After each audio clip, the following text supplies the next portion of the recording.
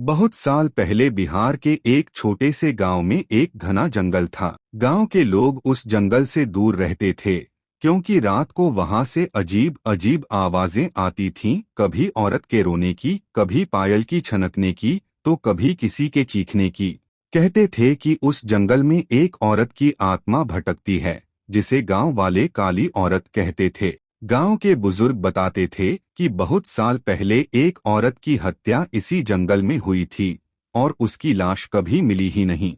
तब से हर अमावस्या की रात उसकी आत्मा निकलती और रास्ता भटकने वाले लोगों को हमेशा के लिए गायब कर देती। गांव के लोग शाम ढलते ही जंगल के पास भी नहीं जाते। लेकिन कहानी शुरू होती है जब गांव के तीन लड़के रवि, शंकर और सुरेश ने हिम्मत दिखाई। उन्होंने सोचा कि यह सब अंधविश्वास है और सच्चाई जानने के लिए वे अमावस्या की रात जंगल में गए। जैसे ही वे अंदर पहुंचे, अजीब ठंडी हवा चलने लगी, पेड़ अपने आप हिल रहे थे और कुत्तों के भौंकने की आवाज दूर से सुनाई दे रही थी। कुछ देर बाद उन्हें लगा कि कोई पीछे पीछे चल रहा है। रवि ने पीछे मुड़कर देखा तो वहां कोई नहीं था। अचानक शंकर चिल्लाया, देखो, वो औरत! सामने काले कपड़ों में लिपटी, लंबे खुले बालों वाली एक औरत खड़ी थी।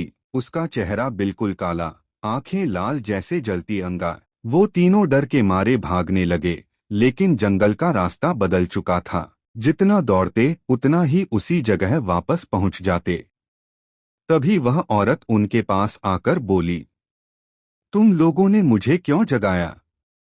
मेरी मौत का राज क्यों जानना चाहते हो? उसकी आवाज मानो हजारों लोगों के एक साथ बोलने जैसी थी। वो तीनों कांपते हुए खड़े रहे। औरत ने कहा, जिसने मेरी जान ली थी वह गांव का ही कोई था। जब तक मेरी आत्मा को न्याय नहीं मिलेगा, मैं किसी को चैन से नहीं जीने दूंगी।